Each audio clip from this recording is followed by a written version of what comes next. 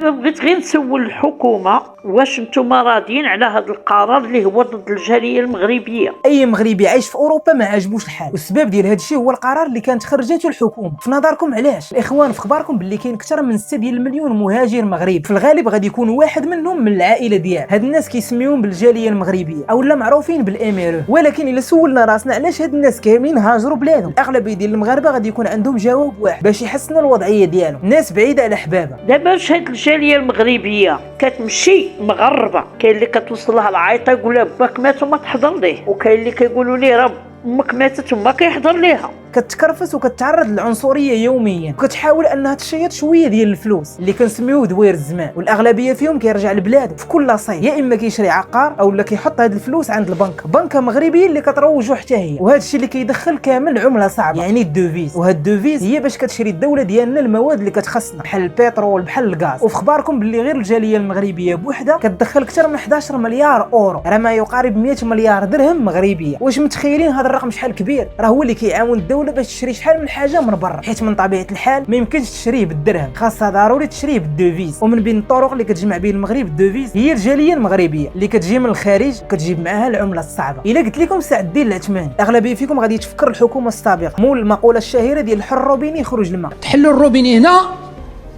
يتكبل، دير الروبيني، دير هذاك السارود ديال الضوء يشعل الضوء. في 2019 دار واحد الاتفاقيه مع اوروبا، وهذه الاتفاقيه غادي تكون ضد الجاليه المغربيه اللي عايشه في الاتحاد الاوروبي. السؤال هو اشنو هو كاين في هذه الاتفاقيه؟ باش تفهموا اكثر ناخذ واحد المثال. لنفترض كنتي عايش في المانيا، يعني في الاتحاد الاوروبي، وهنا في المغرب عندك حساب في البنك، عندك دار وعندك طوموبيل. وراه هذه الاتفاقيه كتعني بان هذا الشيء كامل اللي عندك في المغرب غادي يوصل اوتوماتيكمون للدوله اللي انت مستقر فيها في اوروبا، وغادي تعرف عليك الشاده والفاده، يعني الصغيره والكبيره. كاين منكم غادي يقول ويلا كان في اخبارهم، ومن بعد القضيه راه ماشي بهذه البساطه، حيت الا عرفوا بان عندك املاك في المغرب غادي يقولوا لك منين جاتك هذيك الفلوس وكيفاش خرجتيها من بلادهم ديتيها لبلاد، وغادي يقولوا لك علاش ما خلصتيش عليها الضريبه. وهنايا غادي تكون واحد الغرامه ديال 200%. واش متخيلين شحال دايره هذه الغرامه؟ لنفترض هذا السيد اللي عايش في المانيا كانت عنده دار في المغرب كتسوى 25 مليون، من المفروض عليه يخلص 200% من هذه الدار كغرامه لهذيك الدوله اللي مستقر فيها، يعني المفروض عليه يخلص 75 مليون. واش كتخيلوا شحال كبير هذا الرقم؟ واش في نظركم الناس كاملين قادره تخلص هذه الغرامه؟ من طبيعه الحال لا، والاغلبيه فيهم يكون المصير ديالهم هو الحبس.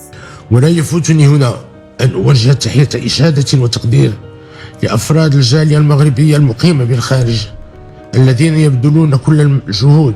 وهذا الشيء كامل بسبب حكومه اللي كانت الهدف ديالها هي تخرج من اللائحه الرماديه، خدات هذا القرار اللي ما تسوقاتش فيه الجاليه المغربيه بالاخص اللي عايشه في اوروبا. وهذا الشيء كيبين بان هذه الحكومه كانت باغا تبين غير ظريفه وكيوت وكتسمع الهضره ديال الاتحاد الاوروبي، وما كيهمهاش المصير ديال الجاليه المغربيه، الجاليه اللي كتدخل فلوس صحيحه وكتدخل العمله الصعبه للمغرب. الا كنتي ضد هذا القانون خلي رقم 1 في التعليقات، والا كنتي معاه خلي رقم 2. كان معكم محسن، تابونا ومرحبا بكم في العائله ديالنا. هذا مكان تهلا.